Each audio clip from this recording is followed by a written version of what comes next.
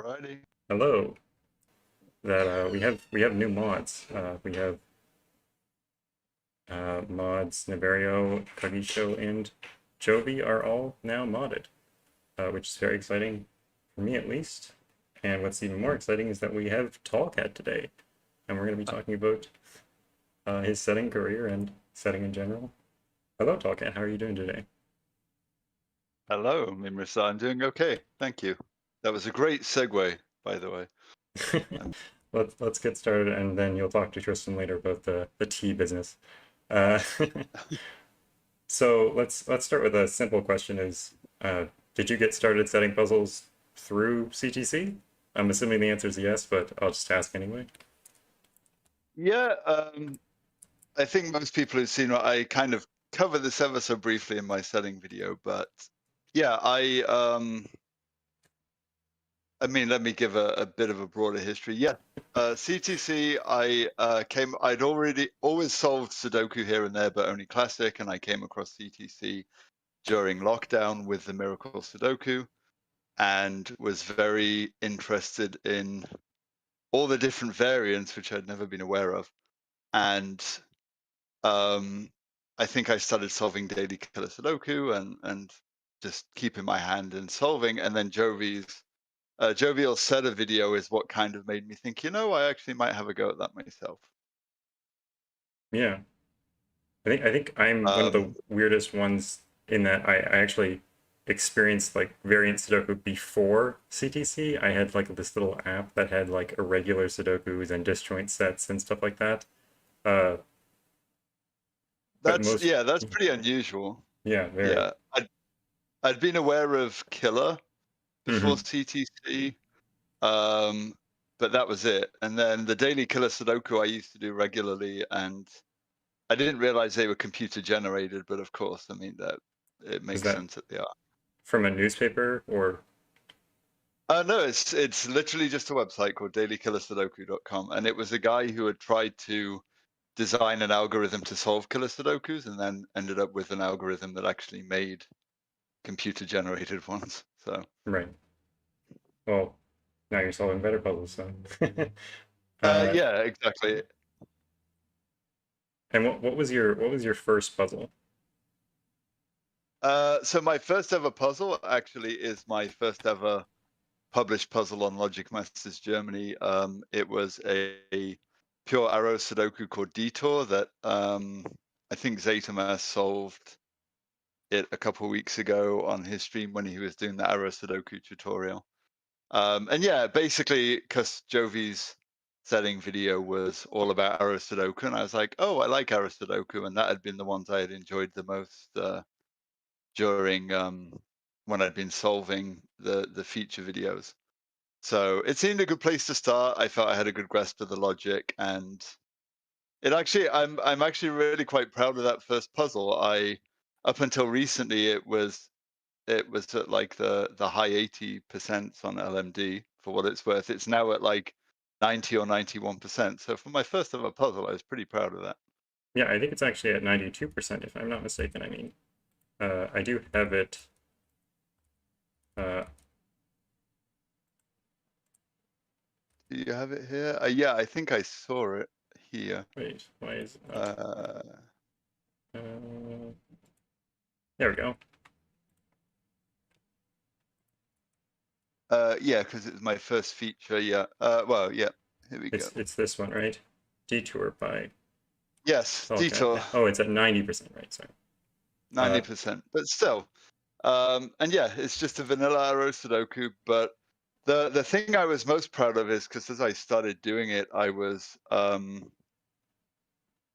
like just kind of messing around and feeling my way through it, and then I wanted to get one step right in the middle that was really tricky. And everyone who solved it gets to that one step, and it's pretty tricky. It's a little casey for my liking right. these days, but it's still a pretty good step. And I freely admit, there came a point with this puzzle where I was just like, I'm tired of it, and I just want to use F puzzles to find an arrow that resolves it. And I Right. think it's the arrow in the right hand arrow in box 9. I was like, let me just shove that in, it resolves it, and that's good. So you're still pretty proud of this puzzle, though, right? is what you said. Yeah, I mean, Zeta did it the other yeah, week, so must be pretty yeah. good. For a first puzzle, it's I like it. I think it's pretty clear where to start, and I think it actually flows quite nicely. There's a couple of different neat bits of deductions here or there that I was pleased.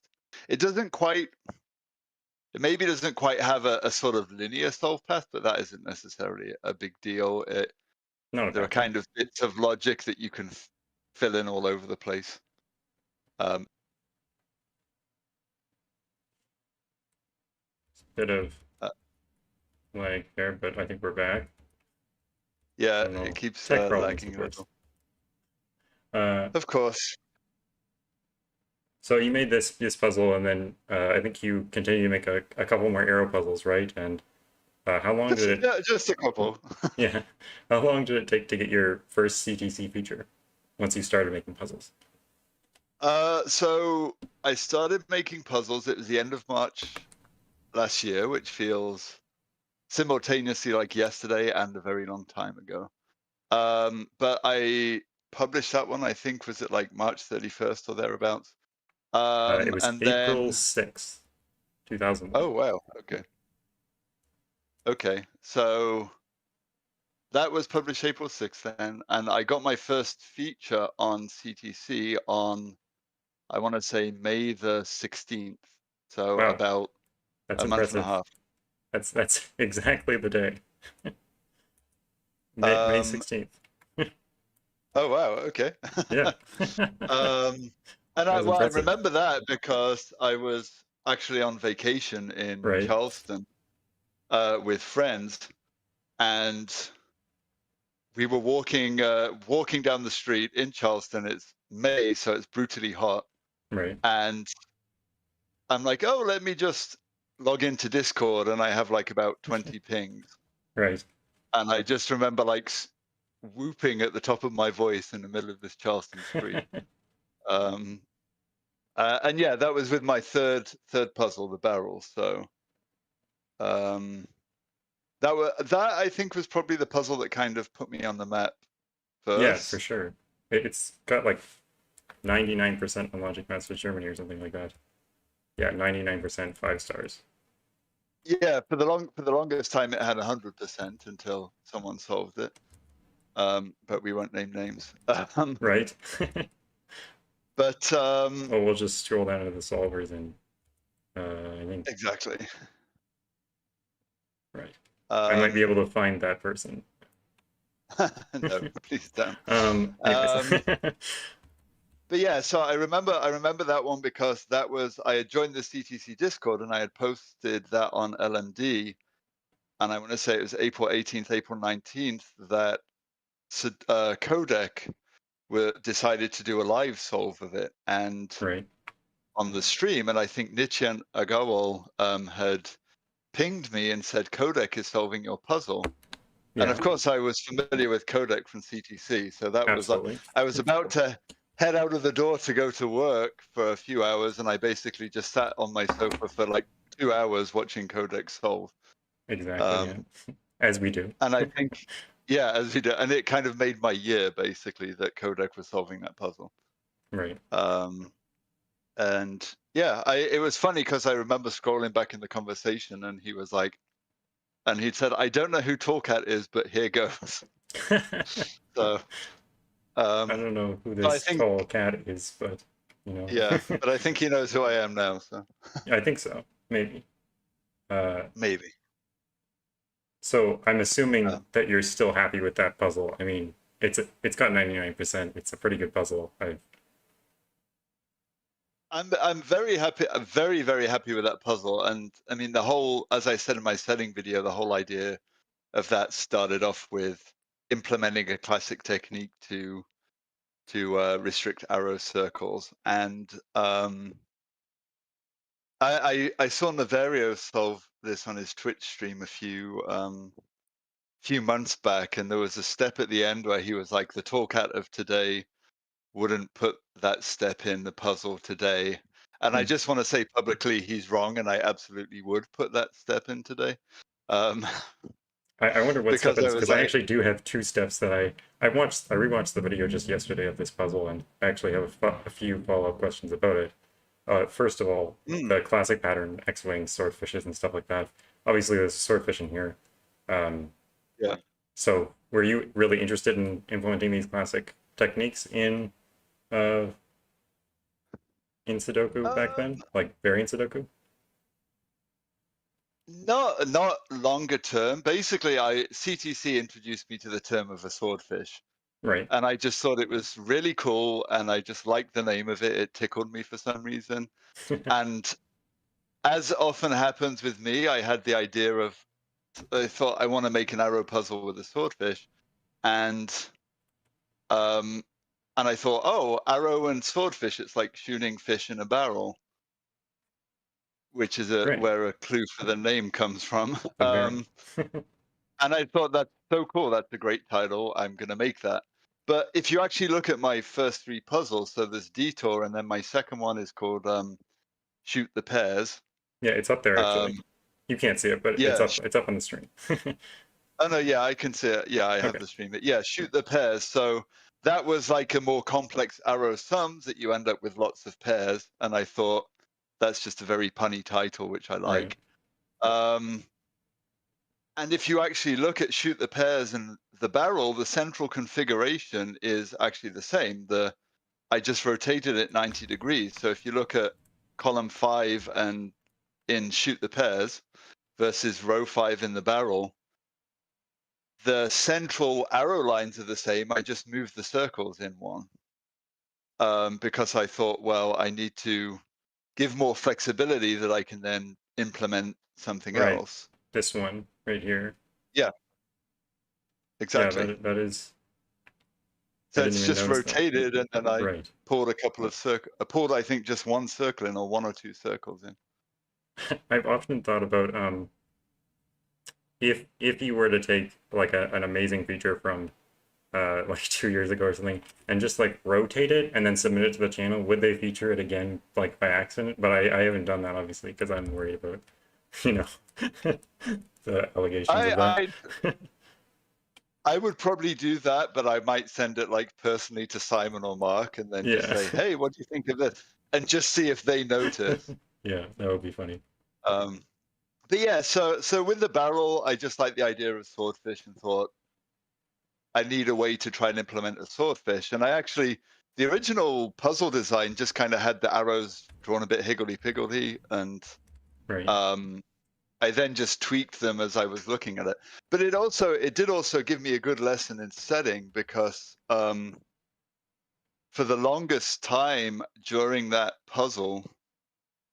setting that puzzle, I wanted to force the arrow circle in row 3, column 9 to be 8, because I'd been getting very frustrated with it. And I was like, let me just plug in the 2 digits to see which breaks or not, because I didn't have the true candidates at that time, the Right. rank solved.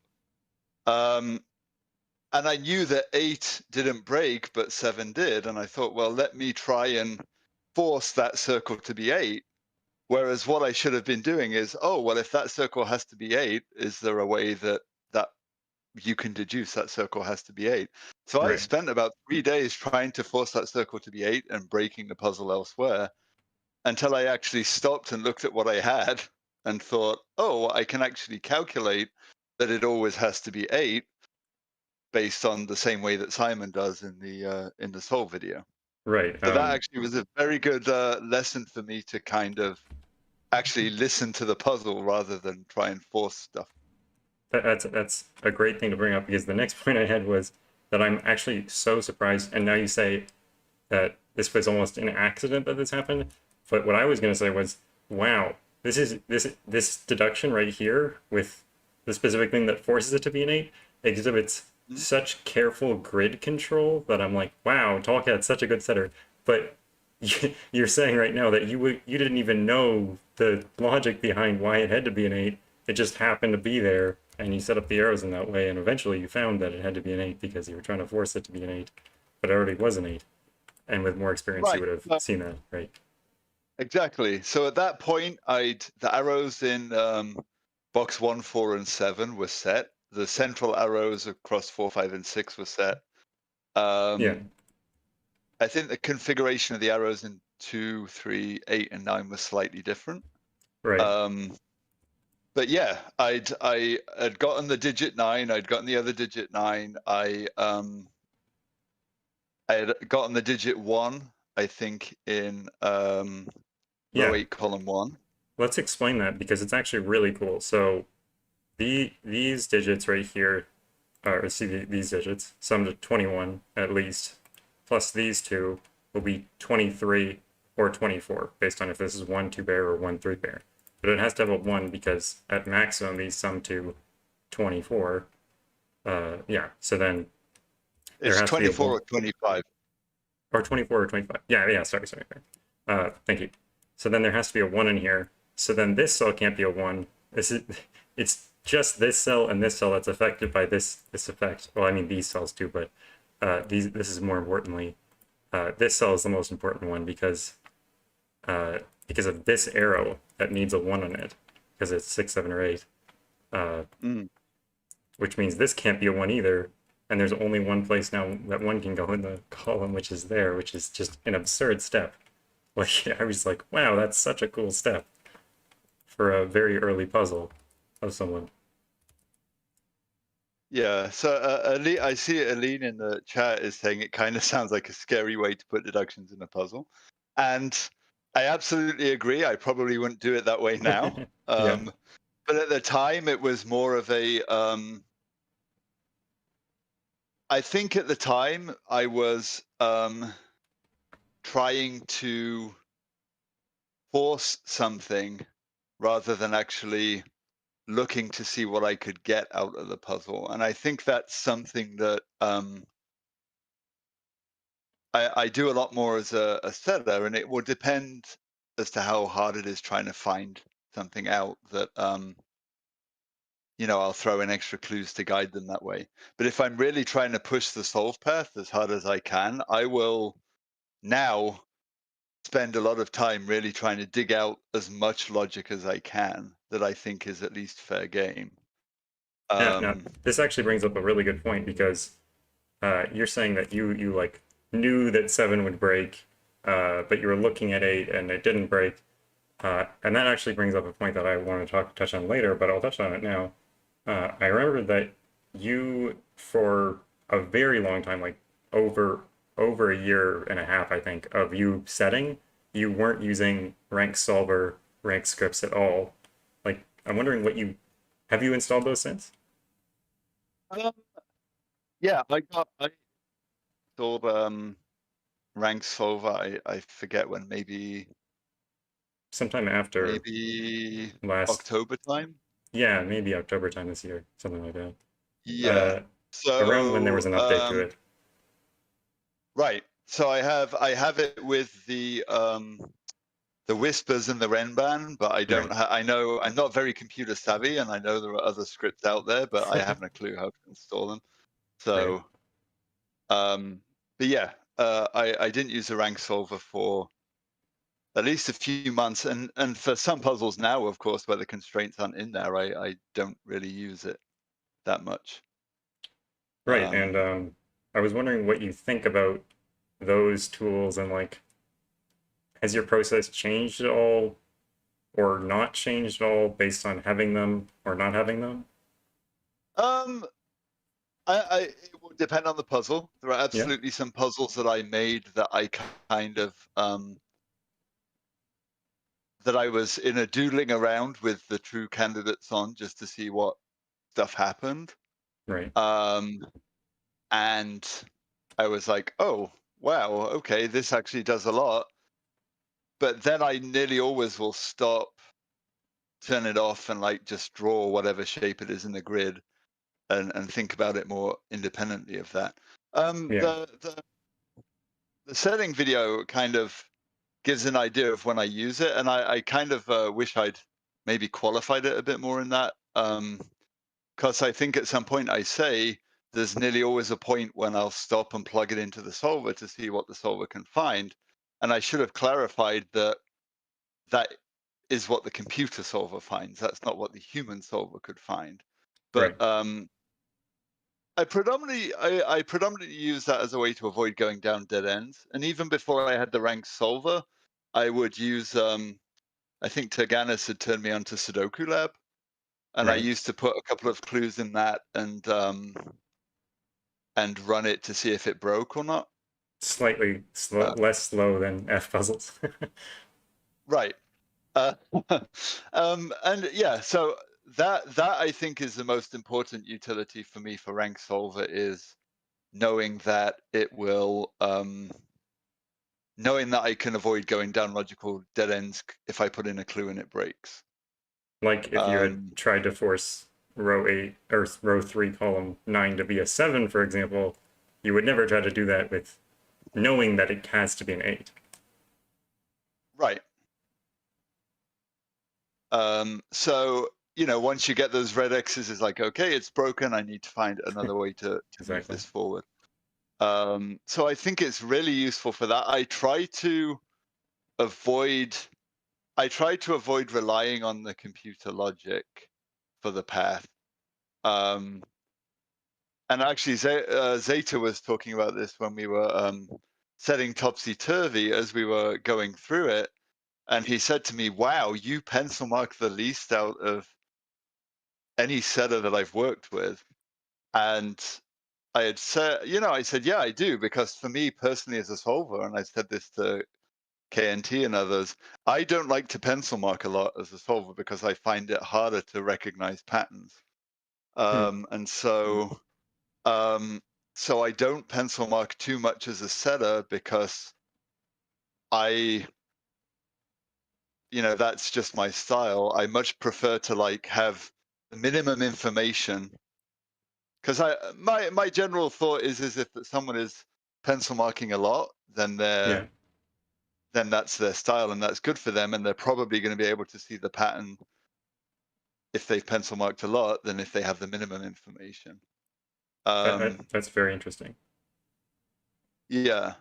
So I think that kind of helps me. This helped me a lot in some of the puzzles of constructing a pretty good solve path. I think for other puzzles, it's kind of helped me miss steps or miss Right. logic that was there.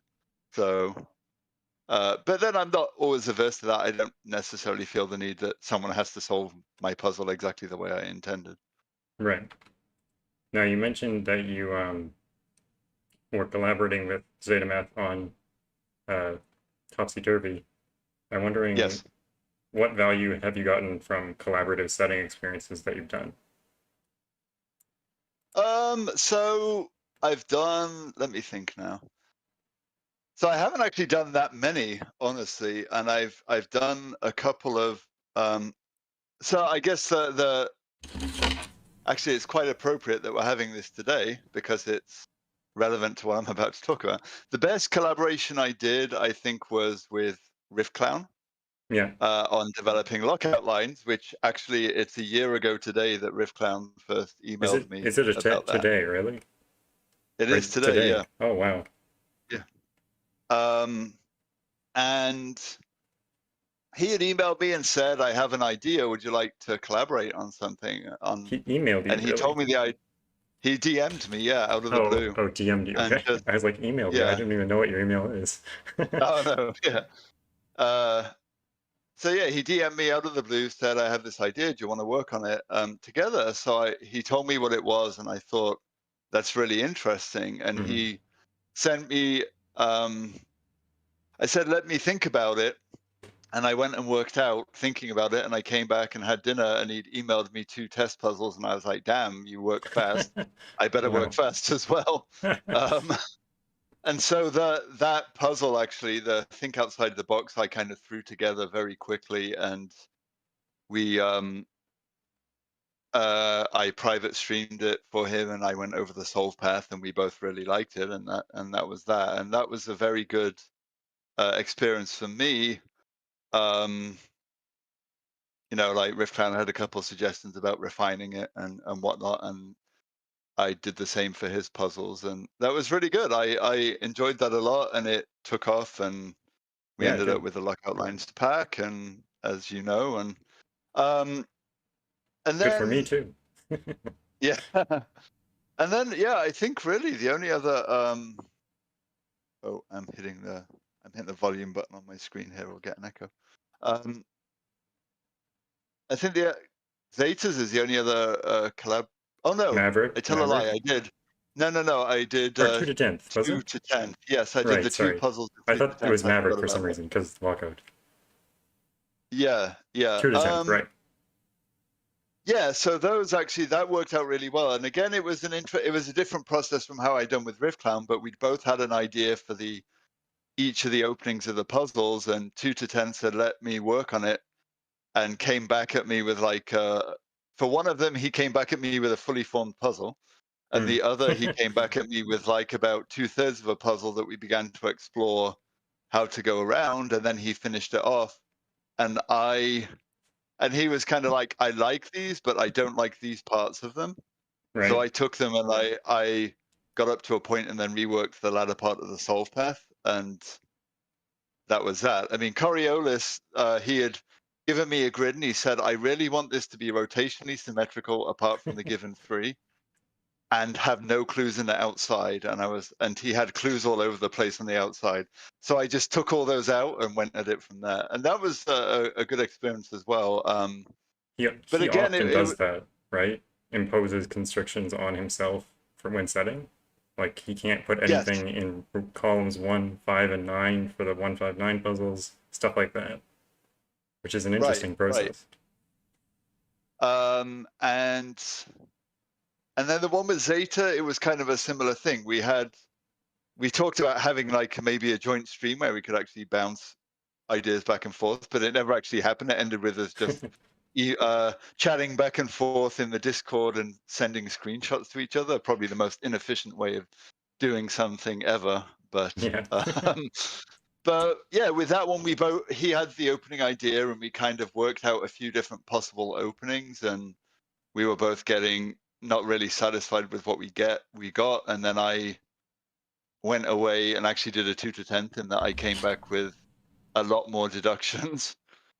And then as we were working through it and the test, I realized data pointed out I'd made a logical leap, so we dialed it back a Oh, bit. And yeah, but yeah, it was a really good experience. And I think one thing I like about, I would say all the puzzles, certainly the 2 to 10th, I guess the Lookout Lines one was, that puzzle was a bit more me, and Riff Clown had come in at the end and helped me make some tweaks and refine it. right. And if you look at I did the same with his puzzles for there. So if you look at that, that's why the first two are Riff Clown and Tallcat, and then the third one was Tallcat and Riff Clown. Right. And with the 2 to 10th one, I think it was a good synthesis of our styles. And I think Topsy Turvy in particular was a very good synthesis of my style and Zeta's style. And the thing I like about that is Zeta says that the favorite deductions in Topsy Turvy were all mine. So um, Do you think I that feel your I'm style is very different from the setters that you've collaborated with? Or is it similar? um no, I mean I think Zeta has a very different style to I was gonna me. say that. We have distinct styles, and I mean one I'll say I very much admire his ability to come up with novel rule sets and such, and utilize them very well. 2 to 10th, I think we have. I mean, I don't want it's. I almost don't want to say like 2 to 10th is like the coloring guy, because I think I think part of him likes being called the coloring guy, but I don't know if all of him likes being called the coloring guy. But no, I think his way of approaching puzzles is slightly different to me. And approaching logic. And I mean, at the time I collaborated with Riff Clown, I think Riff Clown was still relatively new to the Sudoku scene, and I think his skills and style have improved, and he's really developed his own distinct style very much Definitely. as he's gone on since then. So at the time we set, I think Riff would probably even say himself he was still trying to find his style and his Right. capacity. And I think since then he's like come on in leaps and bounds. So, What? but he, Go sorry, ahead. go on. No, go ahead. No, I was going to say, but I know he gets a lot of interest and fun out of combining different rule sets and combining things and playing with that. And that isn't something that necessarily is. It's not something that appeals to me too much. I've done it a Yeah. couple of times. I like ambiguity puzzles, but I have far more fun with constraints as they are and mixing and matching them. Right. Um, Speaking of sort of newer setters, and you collaborated with Ripcon when he's a newer setter, what are your thoughts on newer setters learning from experienced setters in sort of that sort of collaborative space? Is that a good thing, or is there pros and cons to it? Um, I think there are pros and cons to it for sure. Um, and since my setting video and people have popped on and said, "Hey, I've just started setting and I watched your video and I had a go," or even not just with my setting video, with others, I've always tried to give some kind of guidance of sorts, and I tried to do that in the video itself. Um, I think it can be very valuable, but the I think the more experienced sellers have to kind of check their own ego a little, and I think that's probably something I didn't necessarily do with Riff Clown, just because at the time he was like, I have, and he very bluntly said this. He said, I have this idea and I can do so much with it, but I don't think I have quite the skill right now to take it to the next level, and I would really Right. like your input on this and taking it to the next level. And so, like, if you've seen Think Outside the Box, the first thing I immediately thought of once we got past the, well, fives can't be on the lockout line, was, aha, but we can do some thermotype logic and we can do this and do that. And that's what led to the opening configuration of it. Um, and yeah, he was like, wow, I never would have come up with that by myself at the time. I think now he probably absolutely would be able to do that himself. But at the time, I basically was like, okay, it was like he gave me a brief and said, make a puzzle with these. And I was like, okay. Right. And I just went and did it and then talked him through the logic of it after the fact. I think if I were to do it again now with like newer setters, then I would try and I guess kind of do like what Grockles did with his son, where one of them placed a clue, the other placed a clue, the next place a clue, maybe kind of do it like that, or just be a bit more of a guiding hand rather than. And honestly, that's something I've had an issue with throughout my whole life and career, is that sometimes if I'm trying to show someone how to do something and I don't think they're getting it, I'll just do it for them. Right. And I think a It's, friend in undergrad turned to me and said, I asked you to help me, not I didn't ask you to do it for me. So, I think so scientists have a big problem with that, so you're not alone. uh, yeah, I agree with that for sure. I keep leading into my own questions, which is annoying. I'll ask a question from Jovial, and I'll just not lead into it because, yeah. Do you have a specific setter you normally solve from when you're looking for inspiration? Sorry. If so, who is it? And if not, where do you draw inspiration from? That's Jovial's question, word for word. I'll actually paste that in the chat. And go ahead. Yep. Yeah, so I kind of almost want to take the Stephen King route, and when like Stephen King would say, people often say to him, "Where do you get your ideas from?" And I usually just say, "Oh, I just go and buy them at the store." Or there's like a secret cabal of writers that we have a pool where we all get our ideas from. It's very. I mean, I can answer the first part of the question. I wouldn't say I have any particular solver setter that just will solve for inspiration. I definitely have a few setters who, when they release a new puzzle or when they put one in testing submissions, I'll go and look at it and see if it's something that I want to solve. Codec is one of those. Totally Normal Cat is another. Jovial, I'll sometimes go and look at, but if they're classics, I'll just I'll just ignore them completely. Zeta I usually will go and check out his puzzles.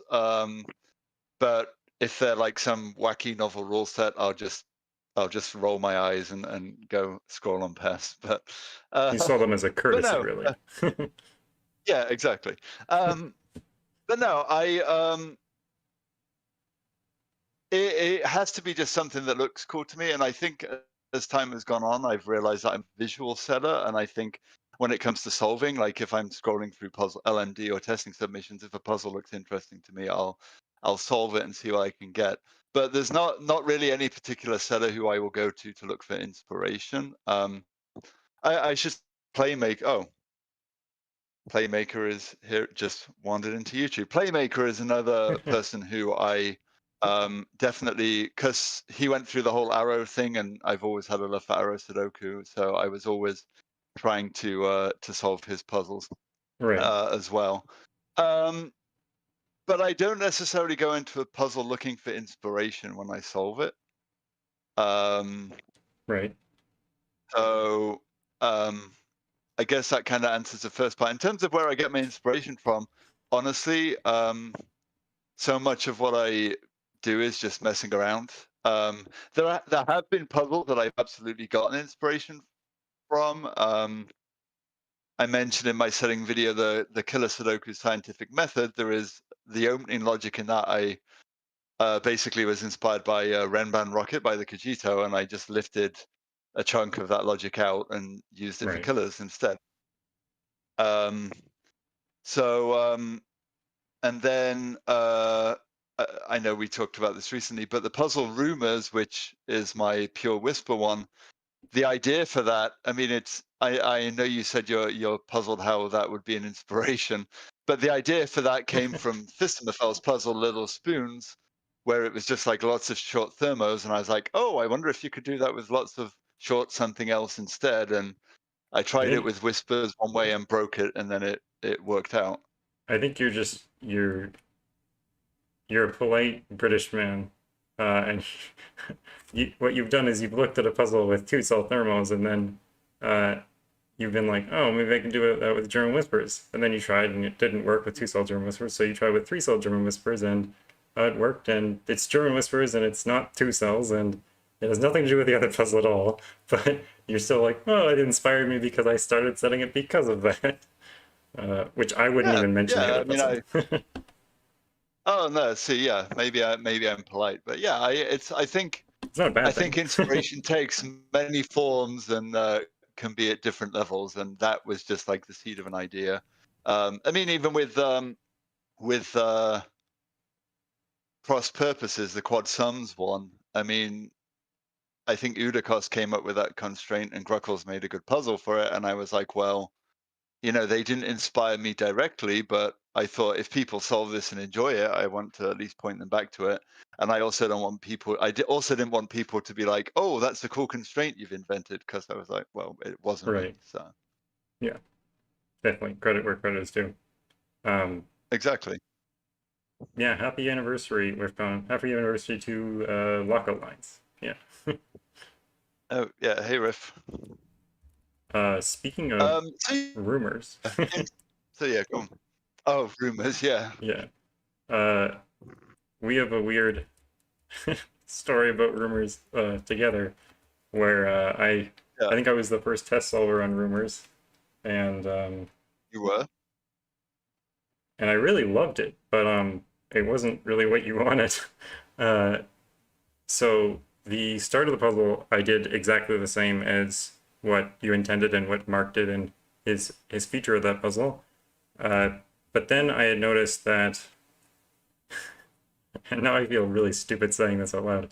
I had noticed that in row 2, this blue 4-6 is in one of these 5 cells. So then the 1 or 9 that attaches to it, these are German whispers, of course, has to be in one of these 5 cells. So that means that none of these cells, or even that cell, could be blue, because that would mean that there would be 2 blues in the column, because blue has to attach to purple, of course. or here, that would mean that this has to be purple, and it can't be. So then blue is placed right here, but that was not at all what was intended. And I remember you being a little bit shook by that for some reason that I didn't understand completely at the time. And you said that you wanted to change the puzzle, and I was actually a little bit upset. I was like, I love this puzzle. Why are you going to change it? So why don't you just walk me through your thoughts on that? Yeah, I remember that. So, okay, so let me clarify a bit. It wasn't that, and I think since then I've gotten a lot better at accepting that people are going to can solve puzzles different ways. Um, Part of it was because I had worked really hard on that puzzle, and there are if you plug that into rank solver and actually take some of the lines and some of the one of the givens out, it's actually unique. And Right. I had originally just done the two configurations, and I had gotten so far with it. Like, so if you take, for example, the whisper lines in row 5 out, and the whisper Right. line in row 9 out, I had just had that configuration, and I had gotten so far with it, and I still hadn't made the deduction that you made. And I was convinced, I was absolutely convinced that there was logic I was missing, and I just wasn't looking at it. And in the end, I said, you know what? Let me just draw these lines. Let me make this path, because this actually allows me to make progress. And and put the given 2 in, and I was happy with it. And so then put it in testing, and you said, "Oh, I want to have a look at it," and you were like, "Wow, here's this cool logic," and I was like, "What?" And it was more. It wasn't so much that I was mad at you that you had found this alternate way. I was like, "Oh my god!" And it was like when you showed it to me, I was like, "That is so obvious." Once you showed it, and I was like, so I was more mad with myself. So when I said I want to go back and like change it, it was more like I want to dial it back to where I had it and revisit it with some of this knowledge in mind, and see if I could figure out a solve path from that.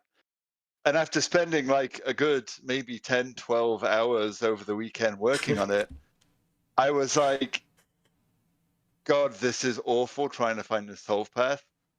And I really liked what I had anyway. So I was like, let me just put those lines back and just publish it that way. I mean, the So, stupidest part about the whole thing is that the solve path that you had intended is so much easier to actually see. Um, right. uh, if you haven't spotted it, guys, or if you haven't solved this puzzle, or if you haven't seen the feature, go watch the feature or solve it. But I'm just going to spoil it, so close your ears or whatever. In box 4, you can place basically the blue and the orange and another 1 and 9, and then it continues from there much more cleanly than looking at 5 cells in a row. I'm not even sure why I looked at that, to be honest. Um, but Zetamath says a comment that I think is pretty important. That the discourse about a year ago, when I don't think this was published a year ago, but sometime around there, was a lot more set on a puzzle that was only good if it had a single narrow solve path that must be followed exactly and under is uncircumventable. I guess that means like you can't go around it. Yeah. What do you think Yeah. about that? No, I agree. And I actually think even the solve of rumors that Mark did, like there were some points that he made some absolutely wacky deductions that were completely Mark does that. unnecessary. And I think, well, even Bremster in his solve video as well, he made a couple of wacky deductions of it, and it was all kind of circumvented by if you just realized where the blue 4-6 went in column Right. 4, that like broke it all open again.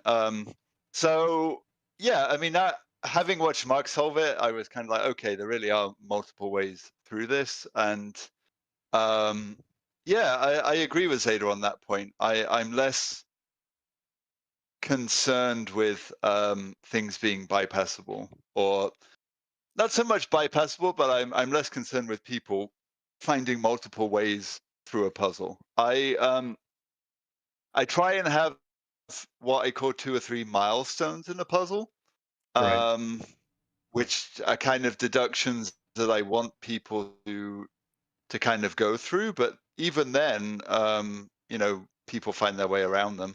Um, Kodak. and I think even what yeah, Kodak. No, only one of my puzzles has been Kodak, and that was my Really? Red anti-king. Yeah, it was an anti-king arrow, and the first I held on to that for about 6 months before I published it, and went for about 9 or 10 versions. Mhm. Um, because the first one he just completely bypassed logic, and I was like, well, well, shit. So, um, yeah, so that one took some severe reworking, but yeah, I mean, everyone's brains work differently. We all view things different. I mean, as I was saying earlier, I don't pencil mark heavily. Some people pencil mark heavily. Right. Um, Gruckles likes to use color as a surrogate for digits. Like I'll do that for Uh, certain puzzles, but not for very odd. everything. You know. So yeah, Watching Groggles solve is a surreal experience if no one has ever done that, or someone who hasn't watched him solve is very strange. Uh, it is. It is. let's move to a viewer question.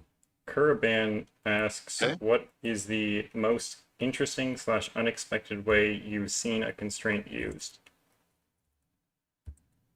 Oh, geez. Yeah, I saw that question in chat, and I was really, really trying to think about that. Um, I guess I think so, and this might have been more because it was in the earlier part of my setting days, and I remember watching Simon solve Renban Dance by Codec.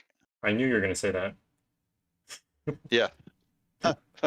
And I was just like, and even Simon was like, wow, I have never seen like parity used in this way. And I was just like, and I know Kodak had done some other puzzles, like I think I want to say Brambles is the name of an arrow puzzle he did that heavily used parity as the break-in. Yeah, And I just remember being like, wow, that is so cool. And I'd never even thought of using parity in Sudoku at the time. And right. um, that kind of directly influenced my Four Corners 2 puzzle, because parity could be considered part of that break in. Although Simon didn't use it when he featured, of course. Of Um, course.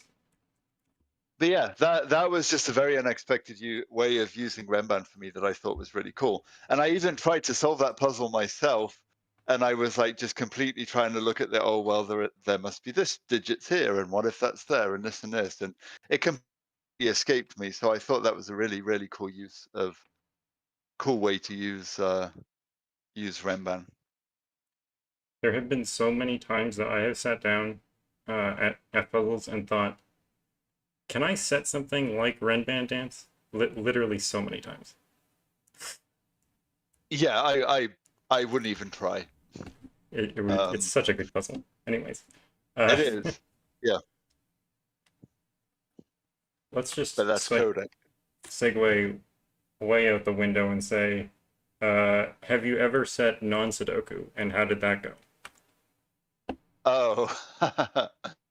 uh I have never set non-Sudoku, and honestly, I don't think I would know where to start. And it's weird to me to even think that. I mean, okay, well, actually, I mean, let me paraphrase that a little. I've not set non-Sudoku puzzles like Hayawaki or Star Battle, or if it's Hayawaki, is that how it's pronounced? I forget. Um, Yeah, it is. or Slitherlink or any of those. I I'm sure if I sat down to have a go at them, I probably would be able to figure out something. Um, but then I think for some of them, like for Star Battle, I think if you're better at if you set a regular Sudoku, then you might be able to get a handle for regions and Star Battle and stuff. Or Anti-King. Yeah. Well, I mean, I've done Anti-King, and even then, I still probably wouldn't have a clue. But I have done other puzzles before, like so for some conferences that I helped organize in my field, on the last night we usually have a quiz or some game or something to play, and I did anagrams of leading investigators' names in the field, and I did cryptic That's crossword the most clues nerdy thing I've for. ever heard. I know it is. It absolutely is, and I was so happy that I. It was amazing what I was able to come up with, which is great. And then I did the next one that I helped organize. I did cryptic crossword clues for them as well.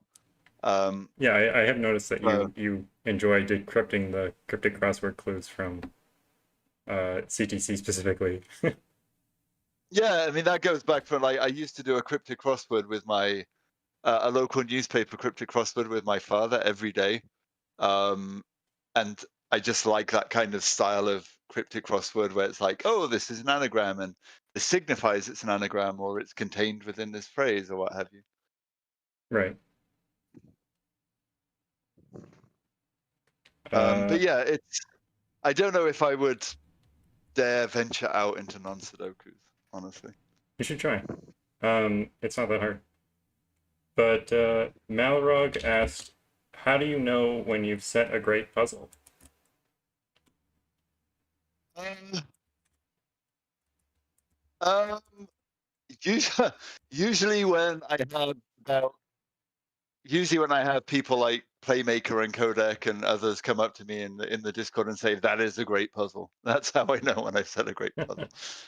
Fair enough. But no, it's a very I guess it's a very interesting question to think about because there are puzzles that I've set that I have thought I'm quite happy with these, and then the feedback is much better than I anticipated. And I mean, I think as an example, like scientific method again, like I'd never set a killer before, a pure Right. killer before. So I set that one and I was really pleased with how it came out and the interactions and the bouncing around. And I loved the symmetry in it.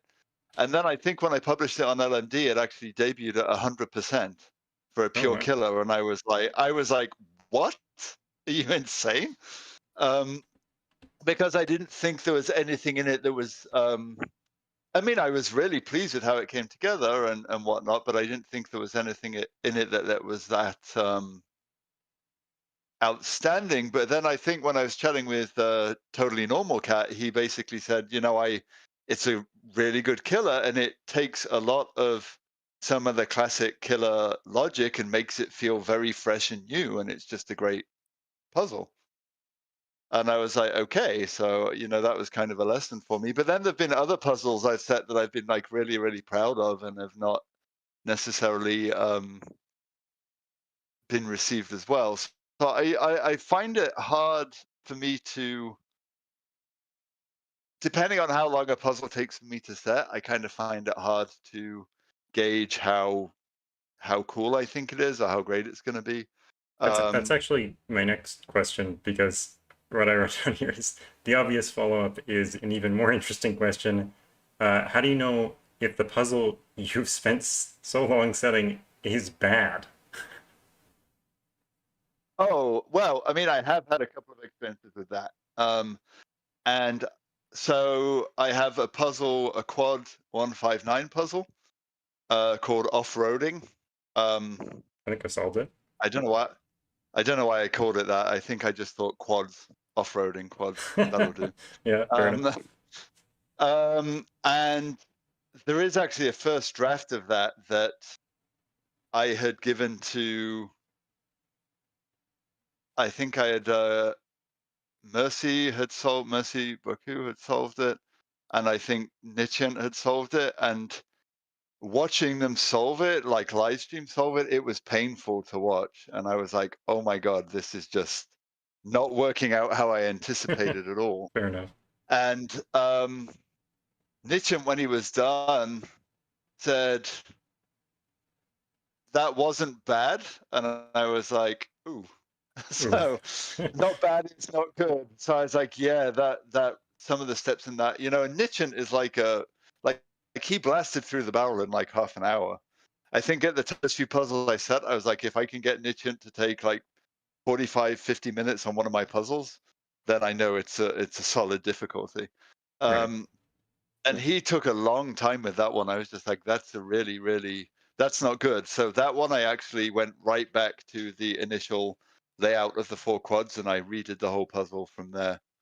And I'm really pleased with how the updated version came out, and it was received quite well. So yeah, that was definitely an experience of like that wasn't one of my best efforts. Right. Speaking of sort of an uncomfortable feeling, I've seen you say in the chat before that you don't have any imposter syndrome. Correct me if I'm wrong, by the way. uh, but I'm curious what you think of imposter syndrome. Does it surprise you that most people in the puzzling community and academia likely have these feelings? Um, I'm sorry, did you say I've often said in the chat that I have imposter syndrome? Don't have. Oh, Sorry. don't have imposter syndrome. Um, You have said like once or maybe twice. okay. I mean, I will say in my job, there are definitely moments that I feel I have imposter syndrome. Okay. Um, Oh, but imposter in the syndrome. Are puzzle, you? Is that a serious question, Neverio? what is uh, this imposter syndrome again? it's like okay, Yeah, it's a so serious question. yeah, self doubt essentially like you feel like you're an imposter in a group of people, usually in a group of people who are more. You feel like everyone's more uh, intelligent than you, or more skillful than you, or something like that, and you feel like you don't belong in that group. It can also, I mean, I think it can also mean as well that, like, in say within the context of CTC and Sudoku, like I could feel that I have imposter syndrome because I'm often like when I feature on the channel, like Simon speaks very highly of me and says, he thinks I'm one of the best, and that can kind of be very like I feel I've been elevated beyond where I should be, kind Yeah, of thing. That's also an aspect of imposter syndrome too. Um, I mean, I definitely think it's very real, and as I say, I experience it sometimes in my career. Um, I think it just can be. I think a lot of it, and for me, this kind of happened growing up because I was one of the better students in my high school, and then when I went to college, I was suddenly put along a lot of very smart people, and that also if happens in you're science. being yeah, and if you're being thrust into an environment where you're suddenly around an awful lot of very smart people doing really cool stuff, I think it's very easy to look at it and go, "Wow, I okay, suck. I'm really not as good as I thought it was." Yeah, Yeah, exactly. Um, I think it's I think the way I kind of come to realize that is to accept that everyone can't be good at everything, right. and there are going to be people who have different strengths in Sudoku solving. I mean, I think, and I've said this a lot, and I said in my setup video, like one of the things I admire incredibly about Sam and Philip and Clover is their ability to craft the gas puzzles, but gas puzzles that are extremely approachable, but that are still so elegant and so well put together. Yeah, Um, and I know that's something I probably never could do. that's So I actually think that's kind of how I got around it. one of my questions. So we'll just move on from that. Uh, on LMD, you've published not a single puzzle that is 1 or 2 stars rated. Uh, Talk a bit Yep. about easy puzzles. Like, have you made them and not published them, or do you just not like making them, or do you feel like you're unable to make easy puzzles? Uh, so I think for me, when it comes to making puzzles, I like to make puzzle. I mean, and other people have said this. I like to make puzzles that I would want to solve myself. Right. And there are absolutely days when I'm happy to do the gas and just to check in and knock out the gas in like 5 or 6 minutes. And I think because they have the timing thing and the hats and dinosaurs, that indulges the competitive side of my personality. Um, but beyond that, I just don't. I just don't know if I kind of have an interest in solving like the 1 or 2 star puzzles. And I think some of it honestly is probably because I haven't solved enough of them that I don't think I would be able to make them, because I don't feel I have a good sense of what a 2 star puzzle is. I think if I were to try and set a 2 star puzzle now, I would probably set a 3 star puzzle and then throw a couple of extra givens in, I mean, you know? like people were saying in the difficulty creep screen, sometimes difficulty is rated based on the setter. So even if you did make a 2 star puzzle, for example, it might get rated 3 stars because people think Tallcat usually makes harder puzzles. Right. Right. Um and yeah, some of that might just be like if I put a puzzle up and said I think this is 2 star, then people might say this is 2 star. Um True. but I mean, it's so varied that like Naveria was telling me today that so my latest puzzle I published, Siphon, the region lines one, is I think a solid 4, and I think it's quite a hard 4, and I think there were some tricky steps in there. But then Naveria told me that CDWG solved it in 14 minutes, Jeez, like 4 minutes, and I was just like, that's insane to me. that is crazy. Um, Yeah, but I still think the steps, kind of like what Zeta was talking about like 3 star steps or 4 star steps or 5 star steps. I think the steps in it are definitely solid 4 star steps. So Right. Um, so on your LMD page, I have it up right now.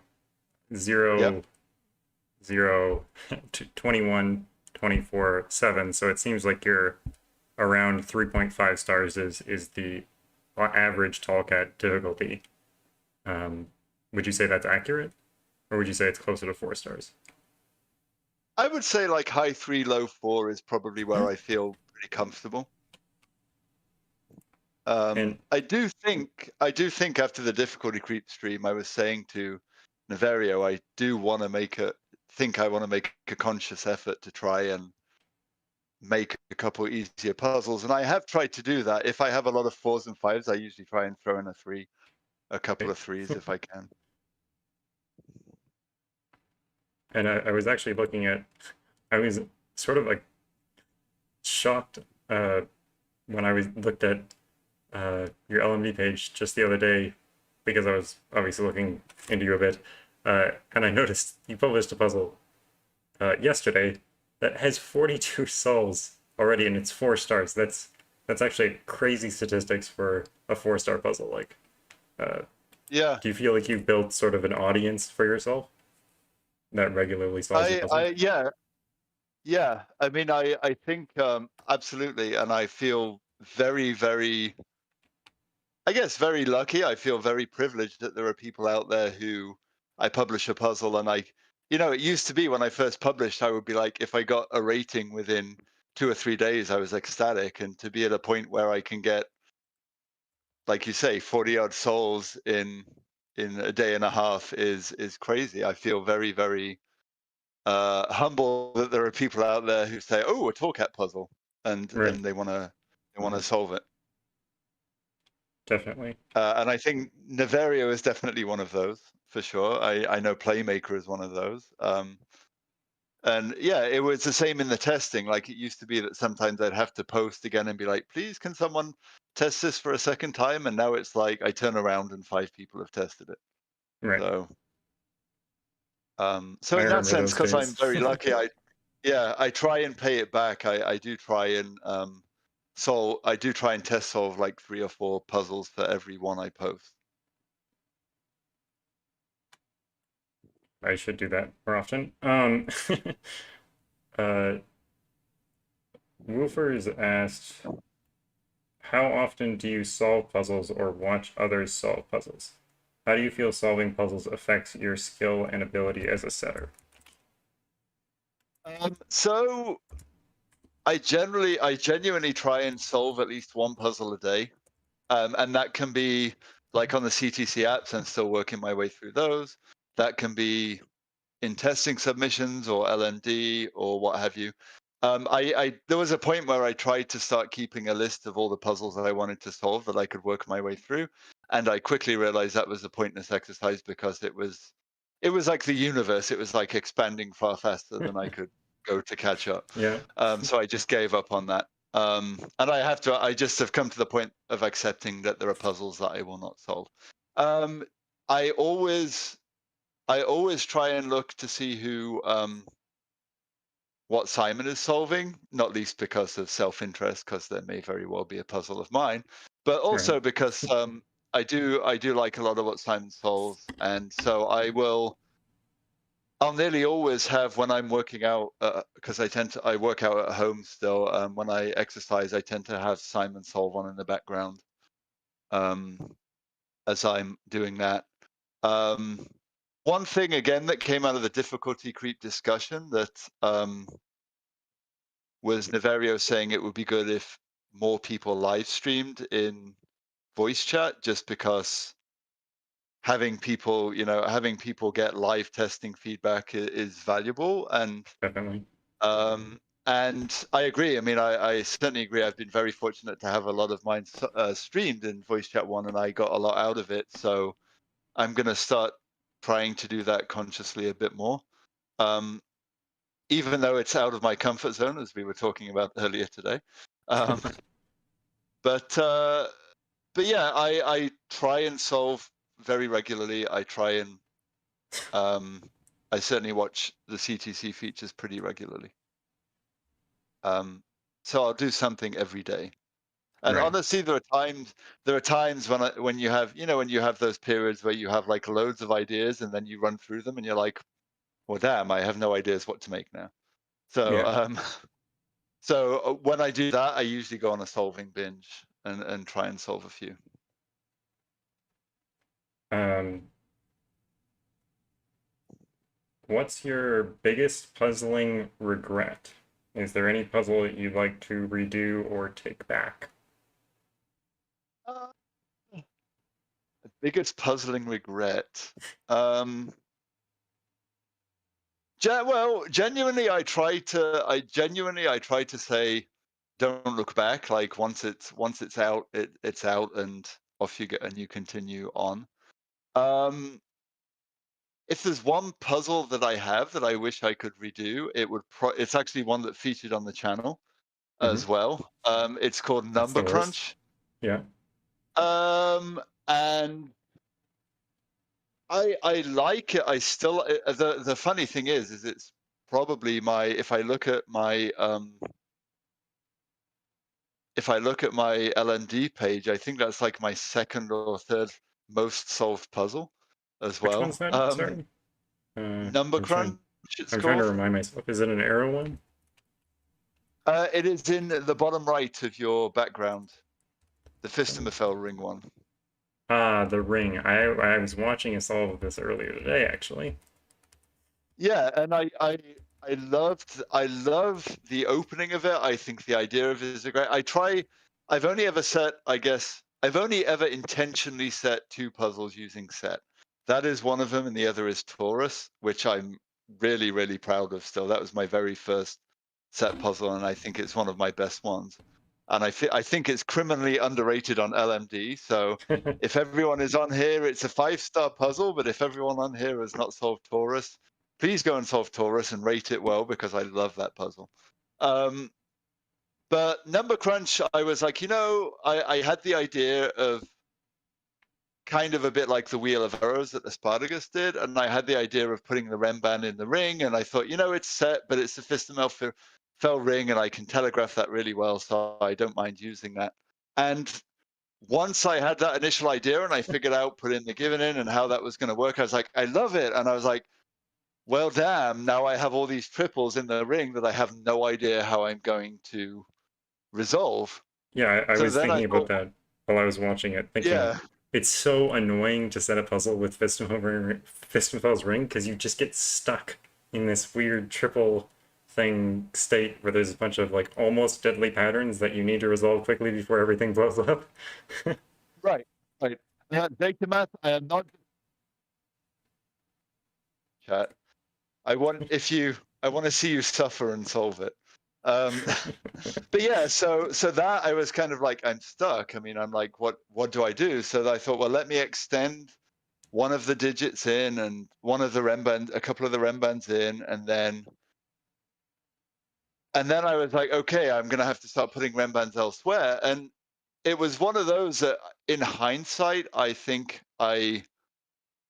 mean, and I think Simon was off his game a bit on that day.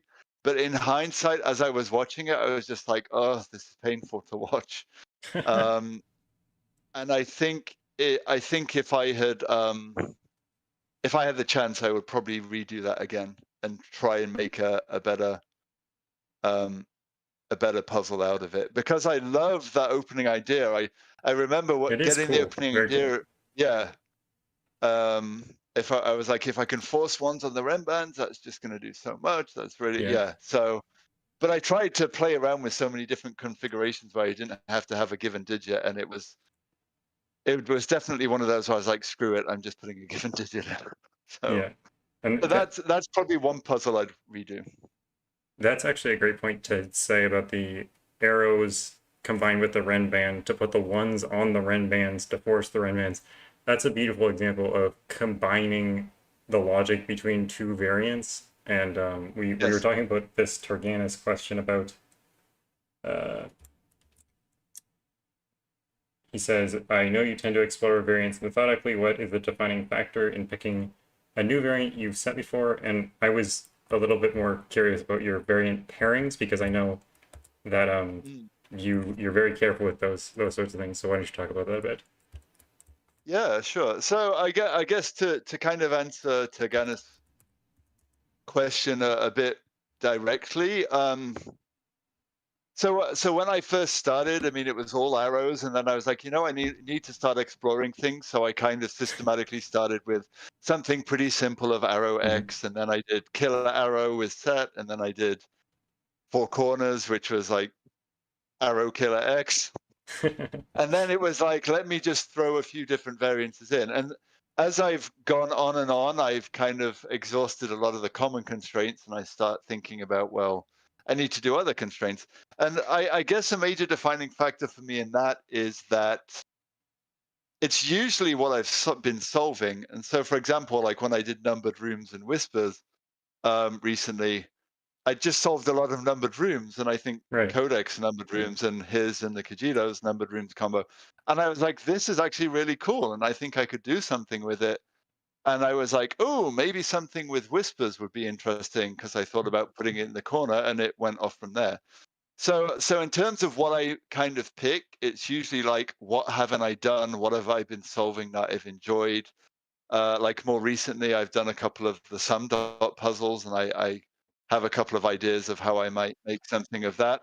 Usually, I'll solve a few. I'll think about potential logic and how I might be able to use it, and then go from there. So, in terms of constraints, that's kind of that's kind of how I pick what I'm gonna have a go at next. And honestly, there are times that I've had a go and it's not worked out, and there are examples of puzzles, and I'm not going to name the constraints, but they will never see the light of day.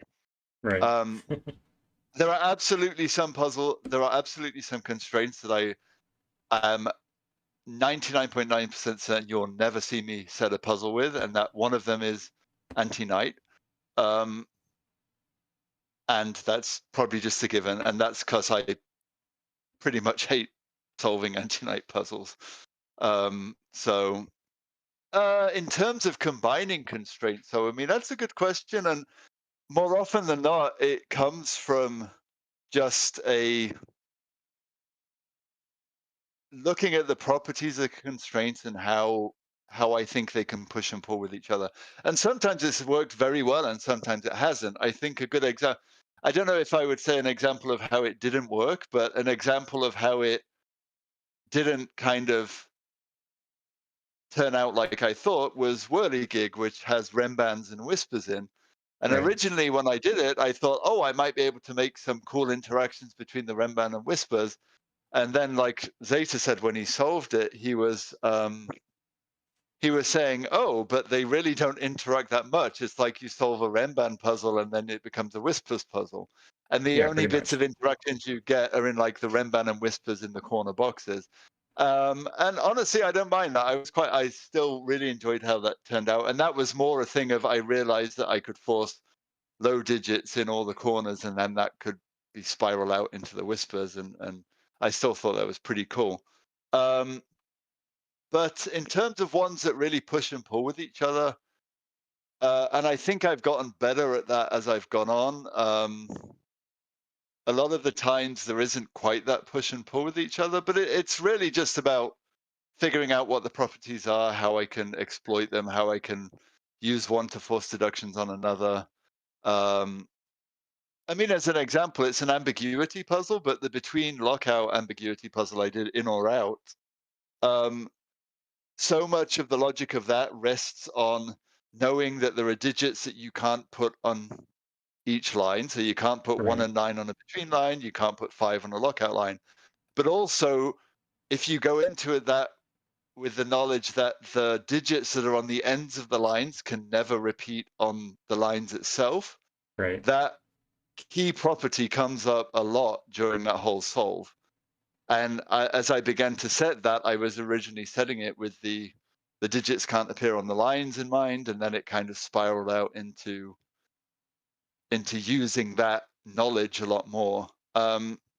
So that's kind of how I try and gauge things. I mean, critical mass, it's very clear, as I said in the setting video. Ones on Rembands, nines on Rembands are very important. Ones and Yeah. nines on between lines are very important. Um, the numbered rooms and the whispers in Hush, knowing that if you have a low digit in the end, then you can't necessarily, if you put a low digit outside the grid, it can't go in the second space. So I think just things like that, and a lot of that just comes from experimenting and playing around, Yeah. Or and some of it experience with comes the from just constraint. exactly. Some of it Yeah. just comes from having solved a lot of those puzzles. Oh So yeah. Definitely. That's what you were saying anyway. um, yeah, yeah, uh, yeah, and the thing that made me think of that specific pairing question was the ones and the arrows in number crunch, where you have the ones on the decimal ring, and then those are pushed onto the Renmans, which forces everything. And I don't, I think I must have seen that video before, but for some reason, when I saw that again just the other day, because I was rewatching a bunch of your old features to get ready for this interview, and I was like, wow, how come I've never thought about doing that? That's such a cool idea. Um, I, putting ones on the it, Renmans from arrows. Yeah. and I think so. My original Renban arrow puzzle, barcode arrows, kind of takes the interactions of them almost to an extreme. Um, have you solved that one? I can't remember. Sorry, it skipped over a frame when you said the name of it. What was it? It's called barcode arrows. Barcode arrows. I remember that name, but I'm not sure if I solved it or not. Solved too many puzzles. Okay. So I mean, it starts off as like there's a clear parity thing in a couple of boxes, and then it all ends up being about there are like arrow cells in rows 5 and 6, and then it all becomes like this. This is what Zeta says is like the original Tallcat deduction, that if you figure out that the arrows have to be like 3, 6, or 9. Two of the arrows have to be 3, 6, or 9, and there's a 3-cell arrow, and you figure out that you have common digits between two of the arrows, and that interacts with the Rembands and pushes them up, and it becomes this like cascading effect. Right. And I remember waking up and having that idea, and I had to go and get my phone repaired. And I took a sheet of paper with me, and I was standing in the phone repair shop, like drawing this out on a grid, and the guy Right. behind the counter was looking at me like I was absolutely nuts. Um, but That's hilarious. that for me was like that kind of way of cascading interaction of the two constraints, and a lot of that is about, well, if you don't have a one in this on this arrow, then it's going to be on a circle, and but you're going to have a one on that arrow, which is going to push everything up, and Right. then that matches up with another comment, and it becomes this crazy cascading effect. Hmm. And I think it's one I'm very, very proud of as well. Yeah, I should solve that. I don't think I have solved that. I don't remember Yeah. this one. Um, Yeah. but I have one more question from viewers written down here. I definitely have more than one question from viewers, but one question written down. It's too long for the chat, but it's Jovial's question. Uh, are there any specific puzzles which, after solving or watching a solve of, single-handedly changed the path of your setting career, i.e., something that inspired you so much that your setting process or ideas fundamentally shifted? That is a really good question, and I don't think. I mean, I think it would be unfair to say Renman Dance again, although that did give me did really inspire me. I think a puzzle that kind of really made me realize the limits of how much you could push logic, and I wouldn't say it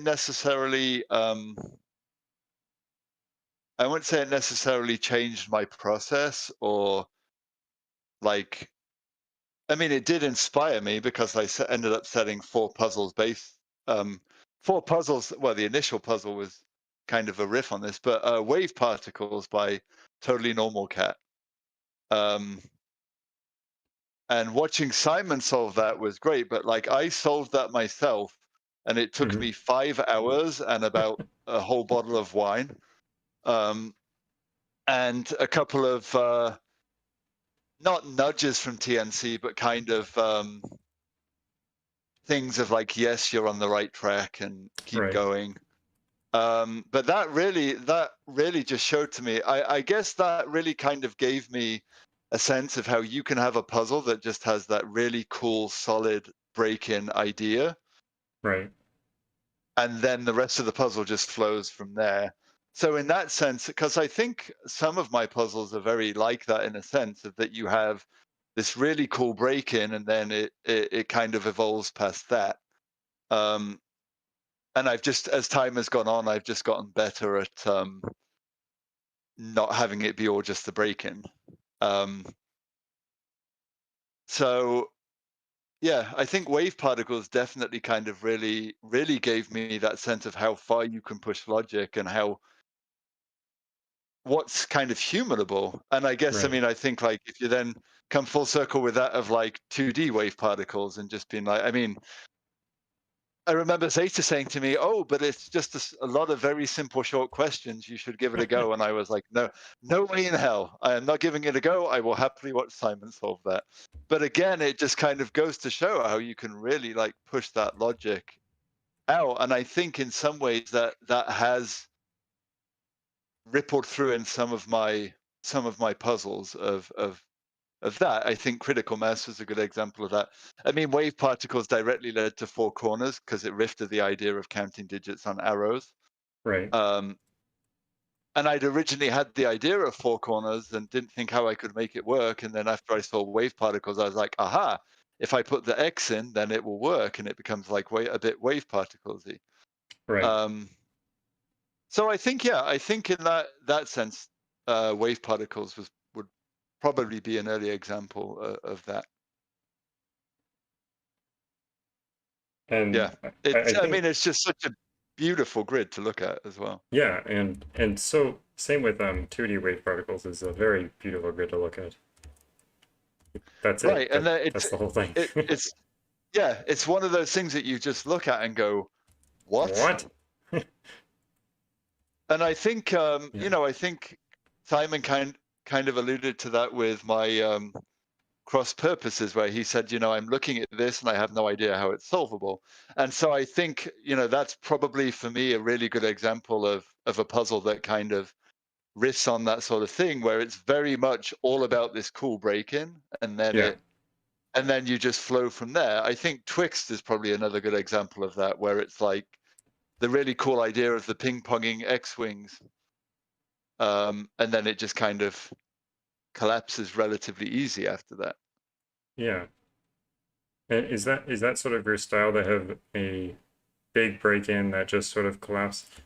Why can I never find the Um, puzzle that I'm looking for? It's been a style for a lot of my puzzles, I would absolutely say, because more often than not, I usually have just a really cool. If you're looking for Twix, it was in I August see, I last see. year. So I yeah. got it now. Um, but yeah, I just really that's got my signature between line in. But yeah, that I just love the idea of the ping ponging excellence, and that actually started out with the between lines with the other way around. So the circles were in columns 3 and 7, and I had a between line like kind of doing the Fistemefel ring thing, and I was like, I don't like it. It's the Fistemefel ring. Everyone's going to think of that. Right. And then of course I realized that it would break as well. So, um, but yeah, so that it was really I really like that one. But yeah, it's a lot of the time when I have an idea for a puzzle, it's nine times out of 10, it's like, oh, this is such a cool break-in idea. And then as I get into it, I'm like, this is actually quite tricky to game out and figure out. So I don't want to make the rest of the puzzle brutally hard. Right. And this kind of ties in a bit to the difficulty stream where like and we've discussed in voice chat one of like KNT saying like he's much more of a marathon solver, so that's the kind of puzzles he sets. And I'm not so much a marathon solver. There are like I solved Genome by Turganis, and that actually took me 3 hours and 20 minutes. But I went into that knowing that it was going to be very, very hard. So that's probably one of the few times I've done a puzzle knowing it's going to be a marathon. But beyond Right. that, if I go into a puzzle, I want it to be, I want there to be progress. I want to have to think about something and then there be progress, even if it's not like a complete collapse. Right. Um, so that tends to be my style. I think there are maybe a couple of puzzles where I've telegraphed the opening very easily, and then it kind of ramps up a bit more. I think the best example of that is read between the lines, but I think that's probably more to do with the nature of the puzzle. And I Yeah. knew that it was going to be difficult and and quite a slog, so I thought I just wanted to give them an easy place to start and go from there. Um, yeah, I think my style is a lot more on the side of like give them a little bit and then can I not find this? It should be when I solve. Is it not on your page? What's that? Read between the lines. Yes, it is. It's go down, go down, go down. Maybe page 2. It might Oh, have is it tipped onto page 2, page really? 2. Yeah, because Oh I said yeah, it before okay. temperature. Yeah. I never find the one I'm looking for. Okay. Sorry, I really can't scan profile pages, yeah. Um, uh, I really like for the purposes of telegraphing to sort of give a deduction and then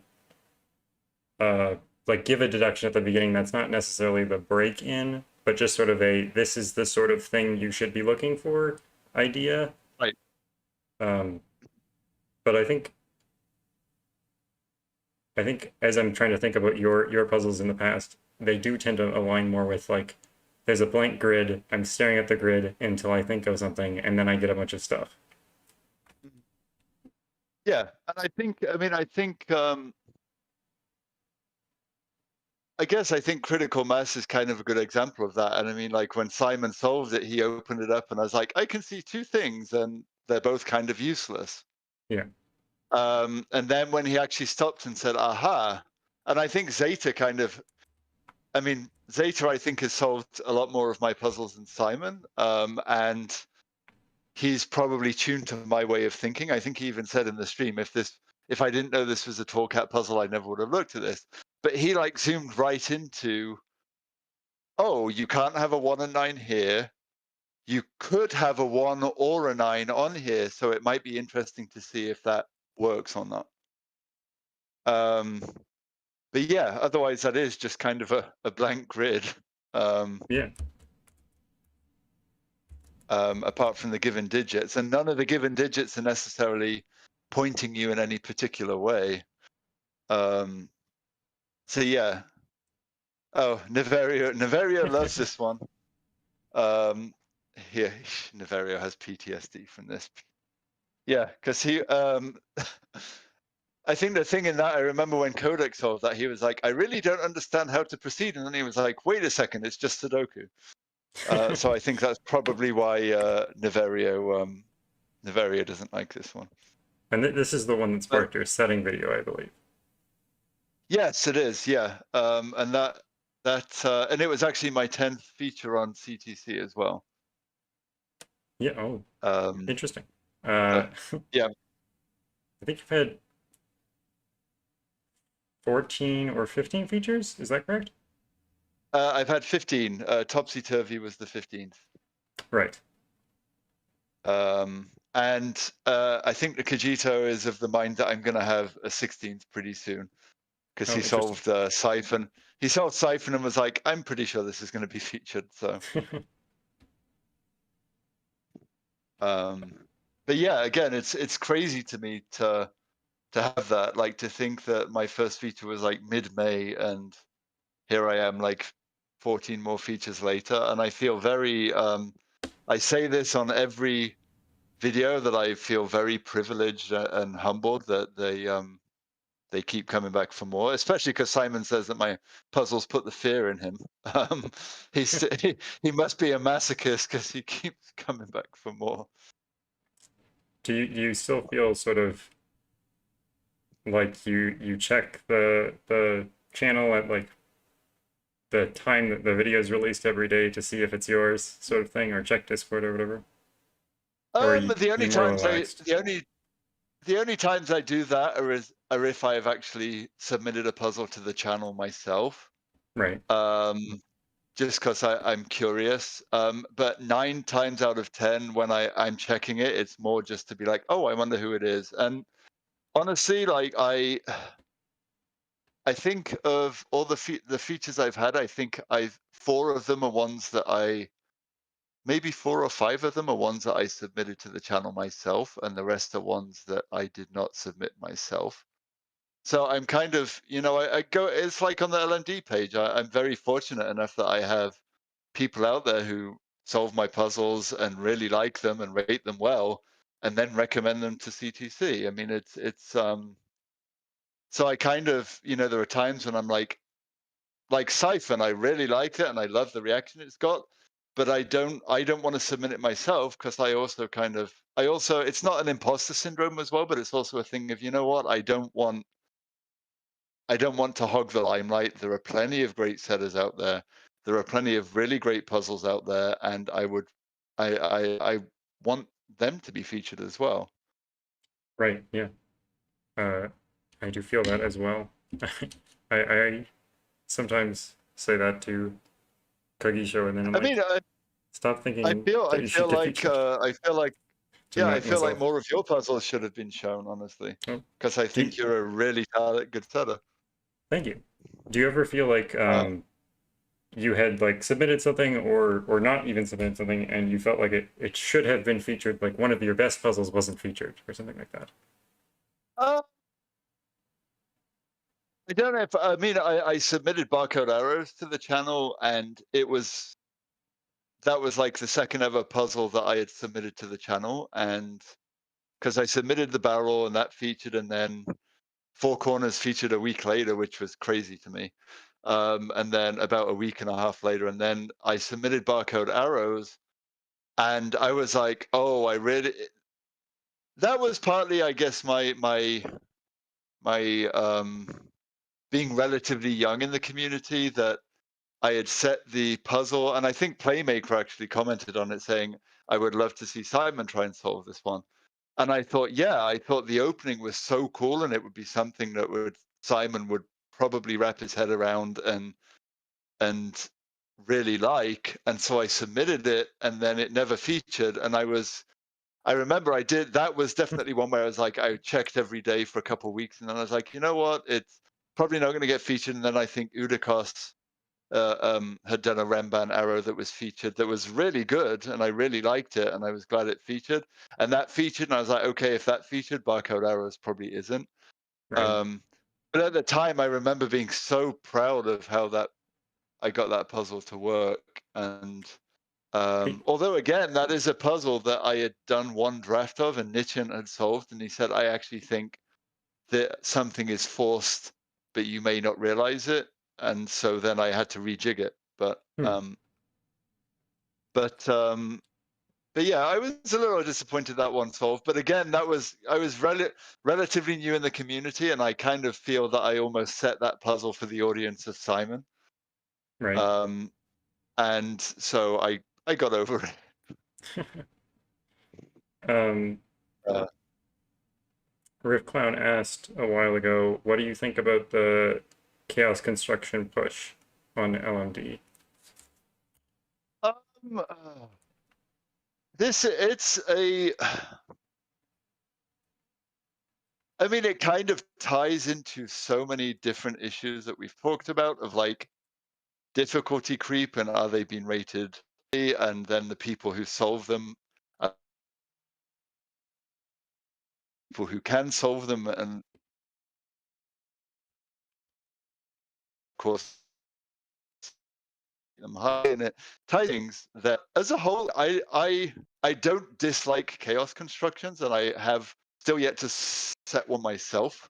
And I have an idea. I'm thinking of doing a sequel to Read Between the Lines that is going to be a tweak on the rules, but is going to be a pure chaos.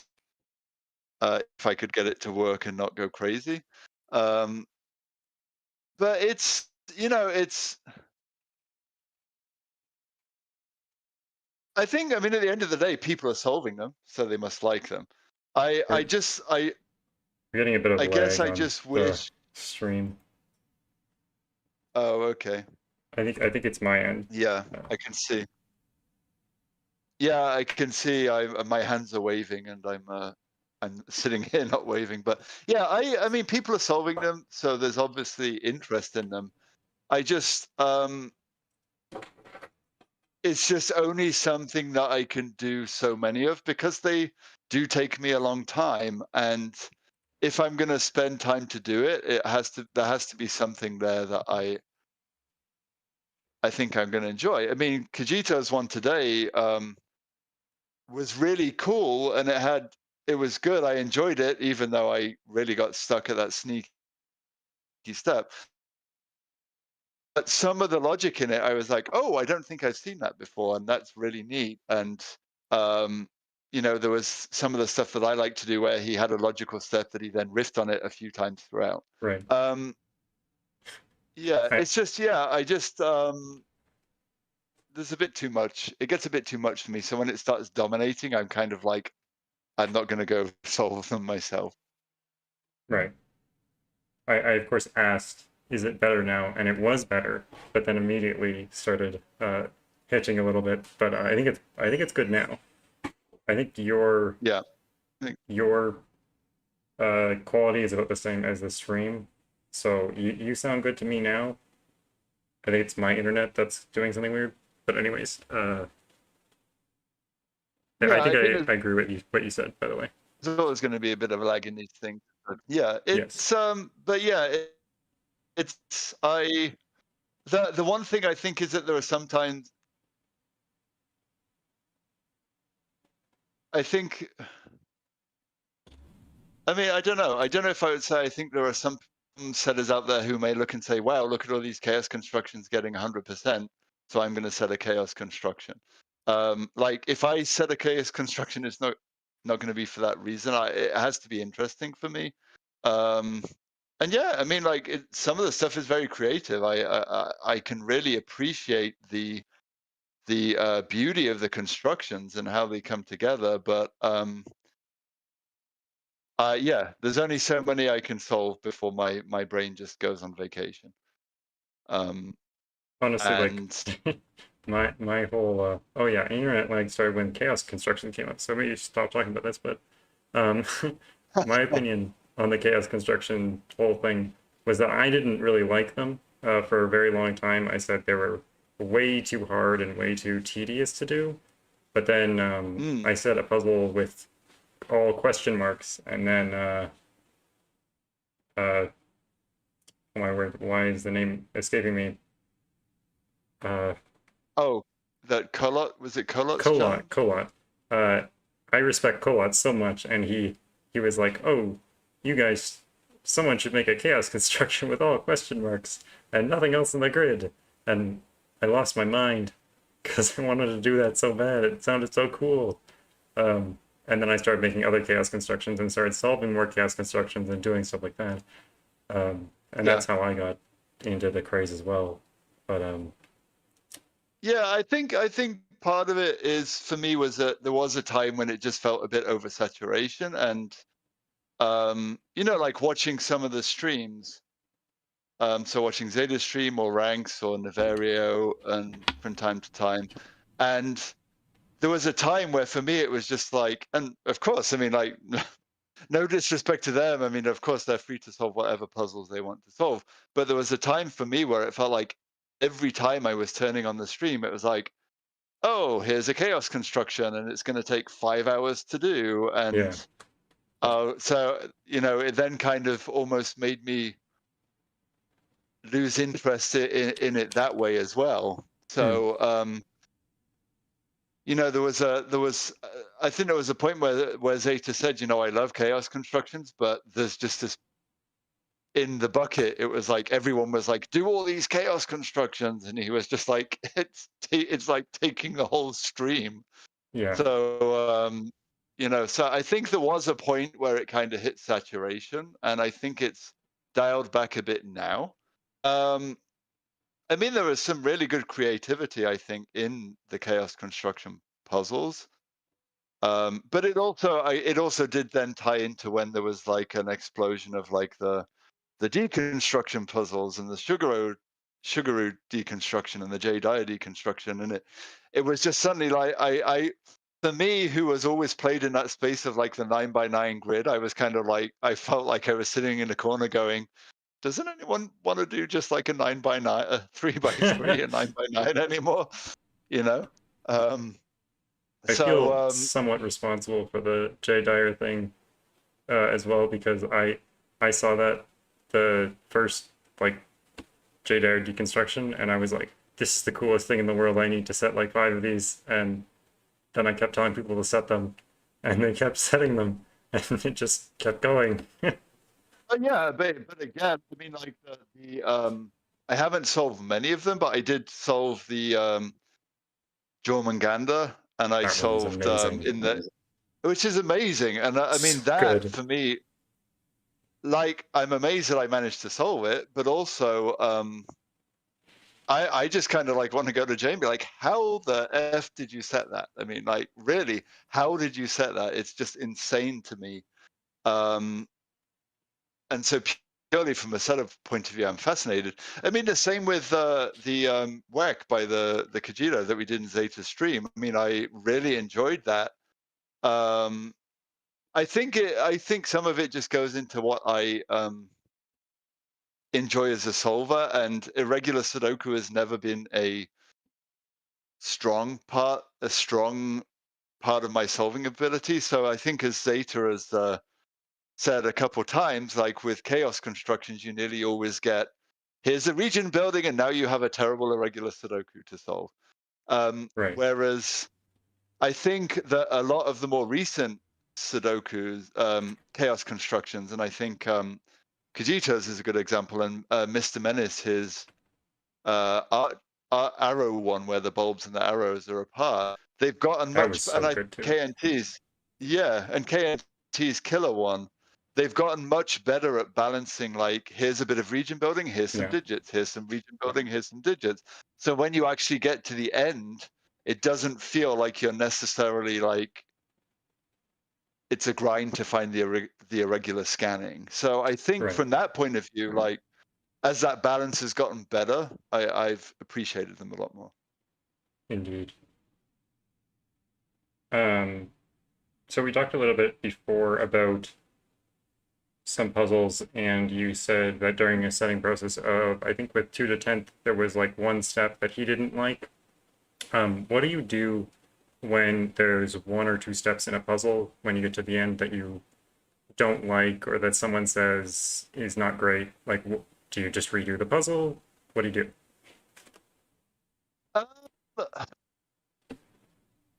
I mean, again, the off-roading was one where I was just like, there were some steps that I thought were really cool, and turned out they were horrendous, so I threw out a lot of the stuff there. Um, it depends how far on in the solve path is. Like, um, if I have a really good break-in and I get it to a point where it's like, okay, this is the break-in, now this is the mid-solve. It's kind of like, the save game Yeah. locations in Checkpoint. video Yeah. games. Like, yeah, the checkpoints in video games. Yeah. So yeah, I mean, I'll play around. I think a lot of my process is just experimentation, and even with Siphon, I mean, I had the opening for Siphon for a while, and I tried to develop it in so many different ways, and I was like, this just what the hell's going on? I have no idea what's going on. It's not working.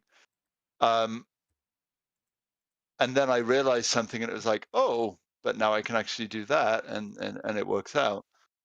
So yeah, a lot of it is just experimentation. But if I get to the end and someone tells me that a step is, um, I guess in the KNT phrase, like you said to Kajito, like if it's monstrously bullshit, then I will take it back to before that step and go from there.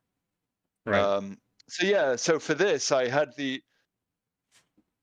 I mean, I can say the initial idea was the 3 lines coming out of box 8. Um, and Right. then once I had the bottom 3 rows sorted out, I was like, how the hell do I develop this? And so I spent so much time playing around with variations of lines in the top 3 rows and not having it necessarily interact with the bottom 3 rows in any way. And it was just becoming horrendous. So, but yeah, with that one, once I got it working, and it was like a matter of, oh, I think I can just place one more clue and it's all going to fall apart. And I Right. was fortunate enough that it did. Um, but yeah, I don't think I think advanced kinematics, which I think is currently my only sub 90% puzzle on LMD. It's at 88%. So if anyone wants to solve that and give it a really nice rating and get it above 90%, I would appreciate it. But that one, there are some difficult steps in it that are a bit gnarly. But honestly, when I was setting that puzzle, I originally went in with the intent of trying to make it a bit gnarly and trying to push the solve path as much as possible. It's So there advanced are, kinematics, not regular kinematics. So yeah, advanced kinematics. Yeah, it's advanced. I do have a kinematics puzzle that I never published. Oh. Um, but there is actually, thinking about it, I probably should have published kinematics because I think it actually is a 2 out of 5 puzzle.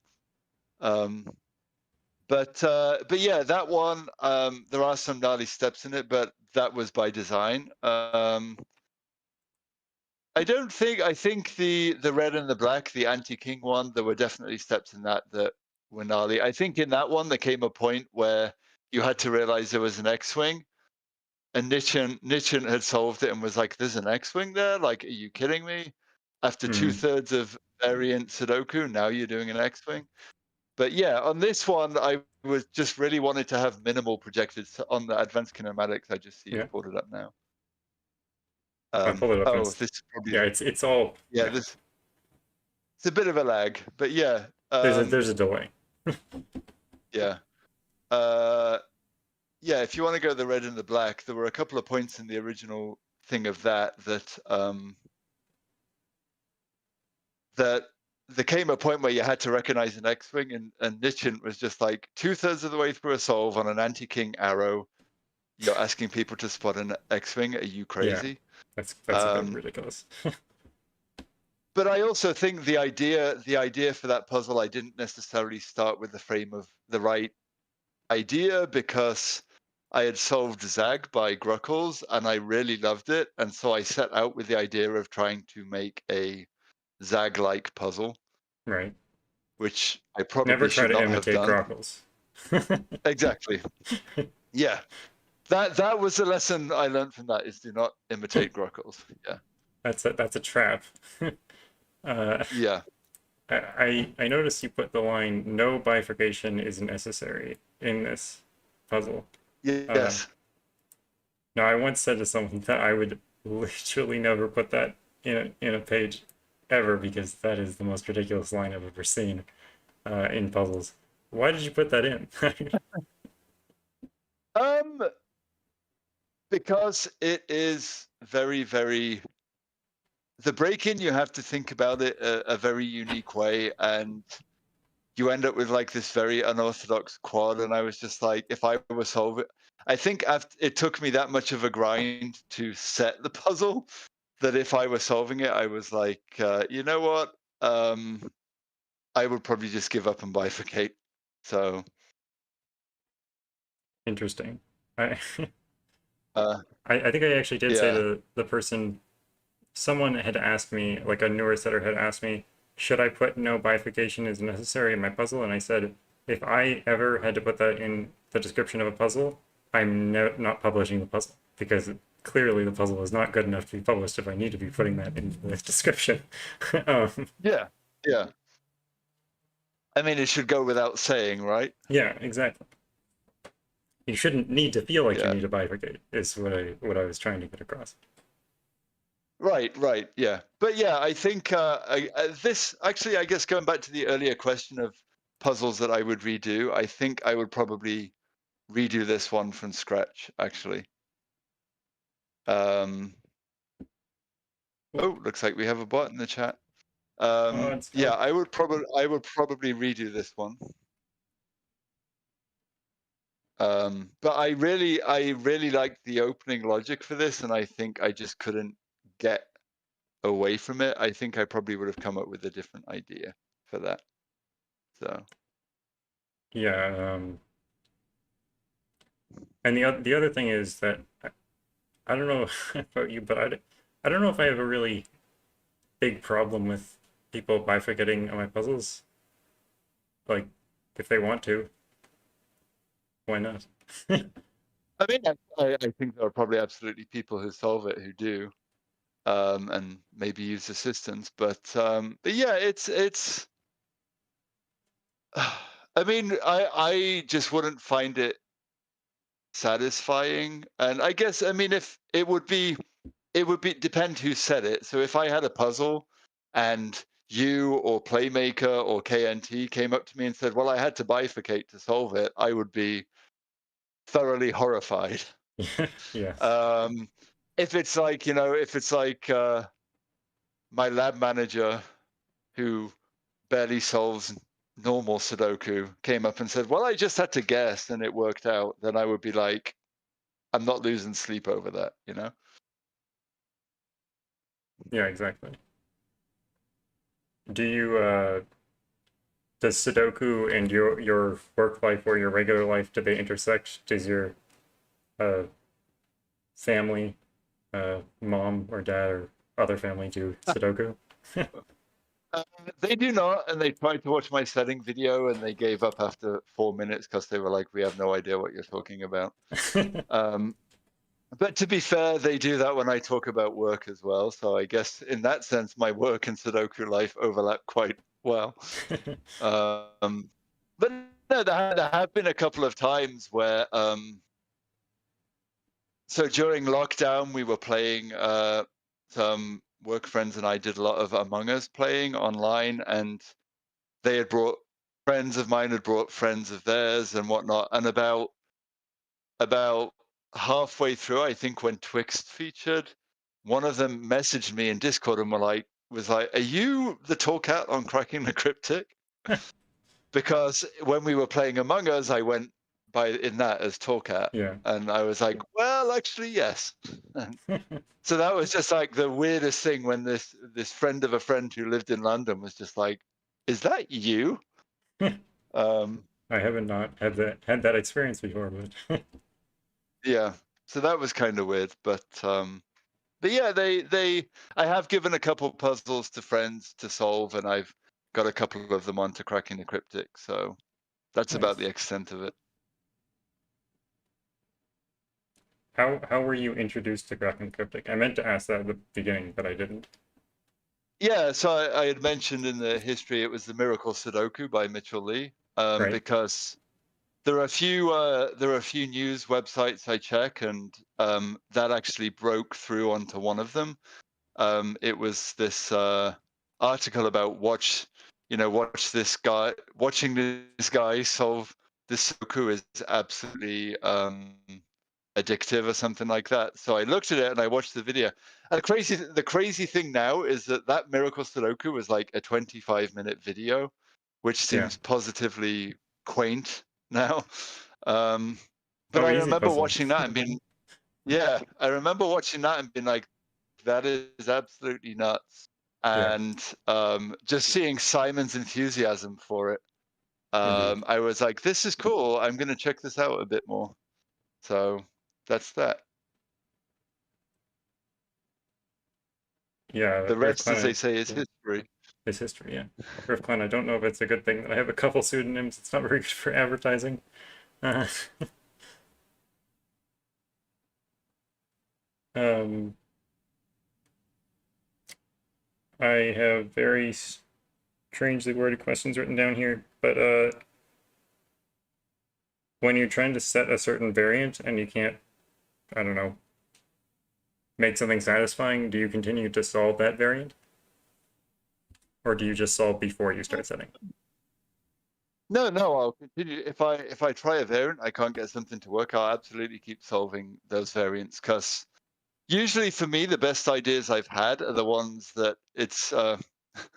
I think this is almost like a line from the movie Babe. I don't know if anyone's ever seen that from the 90s, but where it's like the ideas that sit in the back of your head and niggle and like just won't go away, they tend to be the best ideas.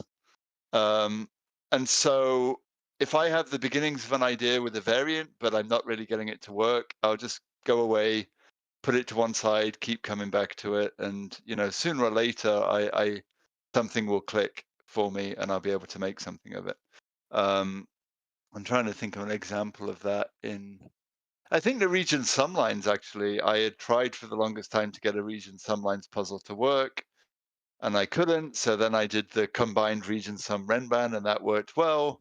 And I kept playing around with region lines for months, and it just wasn't doing anything for me. So, but I kept solving. I think you have to keep solving, because you then start getting a better appreciation for it. Yeah, And after it's done, I'll still keep solving them for sure. definitely. Well, we're almost at, I was gonna say the time, but it's not that time for everyone. So we're almost at the 2 hour mark. There we go. And I promised no more than 2 hours, so that will be a wrap. And thank you so much for coming on and talking, and I hope you had a good time. I had a great time.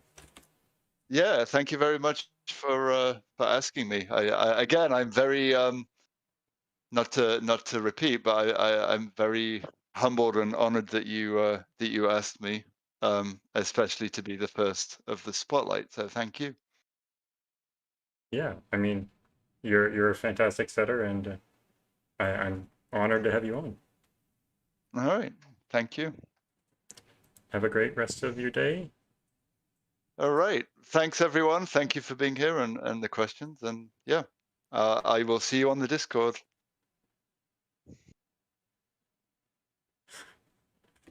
See you on the Discord. Bye.